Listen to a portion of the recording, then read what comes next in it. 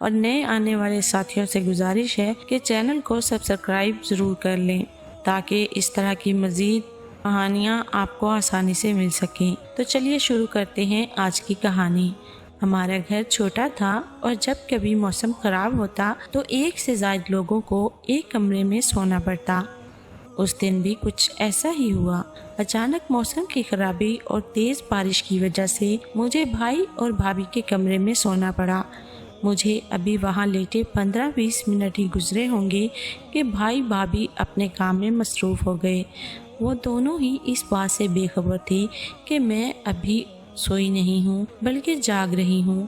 وہ اس سب سے انجان اپنی مستی میں لگے رہے اور نہیں جانتے تھے میں سو نہیں رہی بلکہ جاگ رہی ہوں۔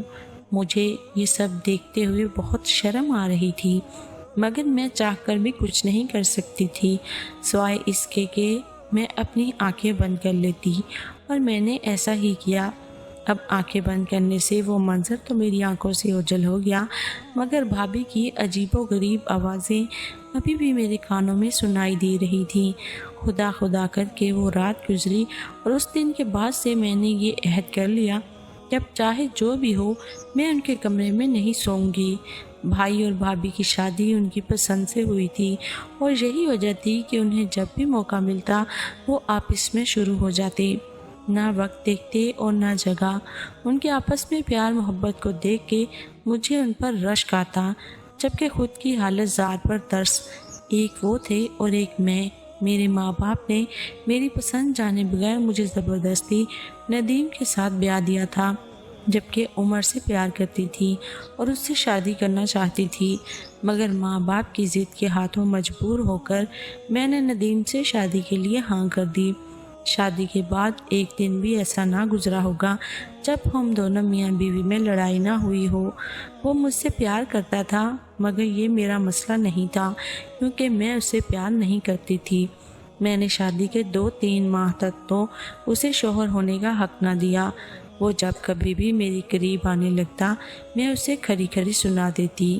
وہ اپنی طرف سے پوری کوشش کرتا کہ میں خوش رہوں، مگر میں اس کی ہر کوشش کو جان بوجھ کر ناکام بنا دیتی۔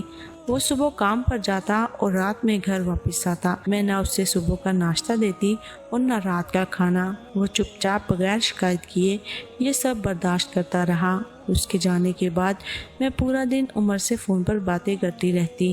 ندیم یہ بات جانتا تھا کہ میں کسی اور کو پسند کرتی ہوں اور اس سے فون پر رابطے میں ہوں، مگر اس نے کبھی ایک لفظ نہ کہا۔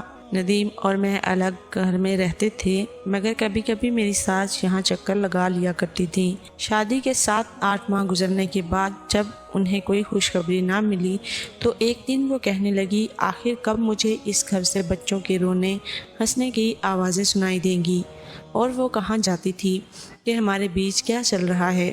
بس اس وجہ سے ندیم تو خاموش رہا، مگر میں نے فوراً اپنی ساس کو جواب دیا، بچے تو کبھی اس گھر میں نہیں آ سکتے کیونکہ آپ کا بیٹا تو نامرد ہے، اولاد پیدا کرنا اس کے بس کی بات نہیں۔ یہ سب ندیم کو غصہ دلانے کے لیے کہہ رہی تھی تاکہ وہ مجھے طلاق دے دے اور میں عمر سے شادی کر سکوں۔ بس پھر کیا تھا، میری بات سنتے ہی میری ساس غصے میں اٹھی اور کچھ بڑبڑاتی ہوئی اپنے گھر کو چل پڑی۔ ان کے جاتے ہی ندیم نے ایک زوردار تھپڑ میرے منہ پر دے مارا۔ شادی کے بعد آج پہلی بار اس نے مجھ پہ ہاتھ اٹھایا تھا۔ آج پہلی بار اس نے اپنے شوہر ہونے کا حق جتایا اور مجھے یہ بتایا کہ میں نامرد نہیں ہوں۔ وہ غصے میں تھا اور میں سوائے رونے دھونے کے کچھ نہ کر سکی۔ وہ سب کرنے کے بعد وہ گھر سے نکل گیا اور جب واپس آیا تو نشے کی حالت میں تھا۔ اس دن زندگی میں پہلی بار اس نے نشہ کیا تھا، سگریٹ پی تھی، اور شاید اس سب کے لیے بھی میں نے ہی اسے مجبور کیا تھا۔ خیر بجائے اس کے کہ مجھے اپنی غلطی کا احساس ہوتا، میں اور ضدی ہو گئی۔ وہ جب بھی گھر آتا تو میں اس سے خوب لڑتی، خوب گالیاں دیتی، ہر وہ چیز آزماتی جس سے وہ مجھے طلاق دے دے، مگر وہ خاموشی سے میری ہر بات سن لیتا، میری ہر حرکت برداشت کر لیتا۔ وقت گزرتا گیا اور خدا نے میری گود ہری کر دی اور میں ایک بچے کی ماں بن چکی تھی۔ یہ وہ بچہ تھا جو میں کبھی بھی پیدا نہیں کرنا چاہتی تھی۔ ایسا نہیں تھا مجھے بچوں سے نفرت تھی، بچے مجھے بھی پسند تھے، مگر کیونکہ یہ بچہ ندیم کا تھا اس وجہ سے مجھے اس سے بھی نفرت تھی۔ اب میں ندیم کے ساتھ ساتھ اس معصوم کو بھی اپنے غصے کا نشانہ بناتی۔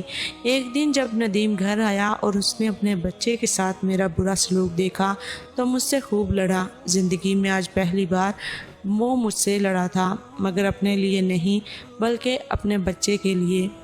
ایک بچے کی ماں بننے کے بعد بھی میرے اور عمر کے تعلقات برقرار تھے۔ اس نے مجھ سے وعدہ کیا تھا وہ نہ صرف مجھے بلکہ اس بچے کو بھی اپنانے کے لیے تیار ہے۔ ایک دن میرا جانا بھائی کے گھر ہوا۔ بھابھی نے اس دن نیا جوڑا پہنا تھا۔ میرے پوچھنے پہ انہوں نے بتایا کہ بھائی نے ان کی سالگرہ پر انہیں تحفے میں دیا ہے۔ میں جلتی کرتی گھر واپس آ گئی اور ایک بار پھر اپنی بری قسمت پر رونے لگی۔ ایک بھابھی تھی جو نئے کپڑے پہنا کرتی تھی۔ بھائی انہیں ہر دوسرے دن کہیں نہ کہیں گھومنے لے جایا کرتے تھے، اور ایک میں تھی، مجھے تو 2 وقت کی روٹی بھی نصیب نہ ہوتی تھی۔ آج میں نے سوچ لیا تھا کہ جیسے ہی ندیم گھر آئے گا میں اس سے طلاق لے کر رہوں گی۔ میں بے صبری سے اس کا انتظار کرنے لگی، اور جیسے ہی وہ گھر آئے میں نے طوفان بدتمیزی برپا کر دیا۔ اس سے کہا مجھے طلاق دو، میں تمہارے ساتھ نہیں رہنا چاہتی۔ مگر وہ چپ چاپ کمرے میں چلا گیا اور وہاں بیٹھا رہا اور پھر باورچی خانے کا رخ کر لیا۔ اس کی حالت سے صاف ظاہر ہو رہا تھا محنت مزدوری کر کے آیا ہے۔ کپڑے دھول اور مٹی سے بری طرح گندے ہو چکے تھے۔ اس کی حالت دیکھ کے مجھے اس پر ترس آنے لگا، مگر پھر میں نے عمر سے کیے وعدے کو یاد کیا۔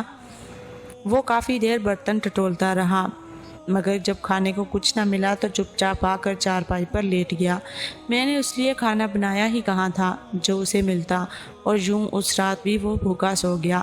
میں دل ہی دل میں سوچنے لگی کہ اگر اس کی جگہ کوئی اور مرد ہوتا تو وہ مجھے اب تک کب کا طلاق دے چکا ہوتا، مگر ایک یہ ہے نہ جانے کیوں اب تک یہ سب برداشت کر رہا ہے۔ خیر وقت گزرتا رہا۔ ندیم صبح جاتا اور رات میں تھکا ہارا گھر واپس آتا۔ میں اس کے لیے کبھی کھانا نہ بناتی۔ وہ چپ چاپ باورچی خانے میں جاتا، کھانا تلاش کرتا، مگر کچھ نہ ملتا۔ کبھی کبھار میرا بچہ کچا کھانا پڑا ہوتا تو وہ کھا لیتا، ورنہ سوکھی روٹی پر ہی گزارا کر لیتا۔ اس نے آج تک میرے اس رویے کی شکایت کسی سے بھی نہ کی تھی، نہ میرے ماں باپ سے اور نہ ہی اپنے ماں باپ سے۔ میں جب کبھی اسے طلاق کا کہتی تو وہ میرے آگے ہاتھ جوڑ لیتا، کہتا میں تمہیں طلاق نہیں دے سکتا، میں اپنے بچے کو بغیر ماں کے پلتا نہیں دیکھ سکتا۔ اس کا جواب سن کر میں بھی خاموش ہو جاتی اور یہی سوچنے لگتی یہ سب تو میرے سوچنے کی باتیں ہیں جو وہ سوچ رہا ہے۔ اگر وہ چاہتا تو مجھے طلاق دے سکتا تھا، دوسری شادی کر سکتا تھا، مگر بچے کی خاطر اس نے ایسا کچھ نہ کیا۔ خیر کچھ وقت ایسے ہی گزرا اور پھر ایک دن عمر کی باتوں میں آ کر میں نے ایک غلط قدم اٹھا لیا۔ عمر نے مجھے کہا تم اپنے بچے کو لے کر گھر سے بھاگ آؤ اور پھر ہم کورٹ سے خلا لے لیں گے۔ مجھے بھی اس کی بات ٹھیک لگی، کیونکہ میں جانتی تھی بغیر خلا کے تو وہ کبھی بھی مجھے طلاق نہیں دے گا۔ ندیم جیسے ہی کام پر گیا میں نے کچھ ضروری سامان اٹھایا اور عمر کے ساتھ چل پڑی۔ وہ مجھے کہیں لے جا رہا تھا، نہ میں نے پوچھا اور نہ اس نے بتایا، ضروری سمجھا۔ میرے نہ پوچھنے کی وجہ وہ اندھا دھند یقین تھا جو میں اس پر کرتی تھی۔ میں نے اس کا خود سے زیادہ یقین کیا تھا، اور شاید یہی میری غلطی تھی۔ کچھ دیر کے سفر کے بعد وہ مجھے ایک گھر میں لے آیا، شاید اس کے کسی دوست کا تھا۔ کھانا کھایا اور کچھ دیر آرام کے بعد میں نے اس سے خلا کی بات کی۔ میری بات سن کر کہنے لگا ابھی تو آئے ہیں، کر لیں گے اس کا بھی کچھ۔ خیر میں خاموش ہو گئی۔ رات کو وہ الگ کمرے میں سویا اور میں الگ۔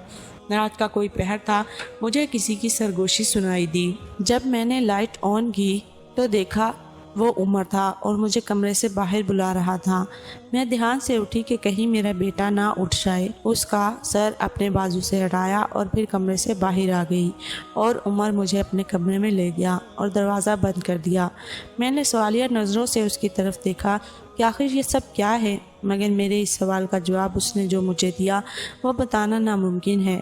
کمرے میں عمر سمیت اس کے 3-4 دوستوں نے مجھے آوارہ کتوں کی طرح چیر ڈالا اور میں کچھ نہ کر سکی۔ اگلے دن عمر نے مجھے دھکے دے کے گھر سے نکال دیا۔ کہنے لگا تم جیسی شادی شدہ ایک بچے کی ماں سے مجھ جیسا کنوارا تو کیا کوئی شادی شدہ بھی شادی نہ کرے، شکل دیکھی ہے تم نے اپنی۔ میں روتی سسکتی آہیں بھرتی وہاں سے ندیم کے گھر لوٹ آئی۔ مجھے اب اپنی غلطی کا احساس ہو چکا تھا۔ مگر شاید اس احساس کو ہونے میں بہت دیر ہو چکی تھی۔ جب میں گھر پہنچی تو وہاں لوگوں کا ہجوم تھا۔ آگے جا کر دیکھا تو ندیم اس دنیا سے جا چکا تھا۔ مجھے واپس لوٹنے میں بہت دیر ہو چکی تھی۔ وہ اب چین کی نیند سو چکا تھا۔ مجھے دیکھ کر ہر کوئی لعنت ملامت کرنے لگا۔ میرا گھر چھوڑ کر جانے سے ندیم کو ایسا صدمہ پہنچا کہ وہ برداشت نہ کر سکا اور اس دنیا سے ہی چل بسا۔ اب مجھے اپنی غلطی کا احساس ہو رہا تھا۔ جو مجھے اس قدر پیار کرتا تھا اس کی قدر میں نے اس شخص کی خاطر نہ کی جو صرف میرے جسم کا پجاری تھا۔ میں نے ندیم کو دن رات ستایا مگر اس نے کبھی آہ تک نہ بھری اور یہ احساس میری ڈوب مرنے کے لیے کافی تھا۔ ندیم کی موت کے بعد آس پاس کے لوگوں سے پتہ چلا وہ کس طرح دن رات محنت مزدوری کرتا تھا تاکہ زیادہ سے زیادہ پیسے کما سکے، تاکہ میری ہر خواہش پوری کر سکے۔ اس کی موت کے بعد میں بھائی کے گھر آ گئی جہاں ہر روز مفت کی کمائی کھانے کے طعنے ملتے۔ دن رات نوکروں کی طرح کام کرنے کے بعد بھی ہزاروں باتیں سنائی جاتی۔ آج اپنے گھر اپنے شوہر کی بہت یاد آتی ہے مگر شاید اب بہت دیر ہو چکی ہے۔ اب میں اس کی آخری نشانی اپنے بیٹے سے بہت پیار کرتی ہوں اور وہی میری دنیا ہے۔ ناظرین، قدر کریں ان لوگوں کی جو آپ کی قدر کرتے ہیں اس سے پہلے کہ بہت دیر ہو جائے۔ ناظرین، امید کرتی ہوں آپ کو آج کی کہانی ہماری یہ ضرور پسند آئی ہوگی۔ اگر پسند آئی ہے تو کہانی کو لائک اور شیئر کریں اور چینل کو لازمی سے سبسکرائب کر لیں۔ ملتے ہیں ایک اور ویڈیو کے ساتھ، تب تک اپنا خیال رکھیں۔ اللہ حافظ۔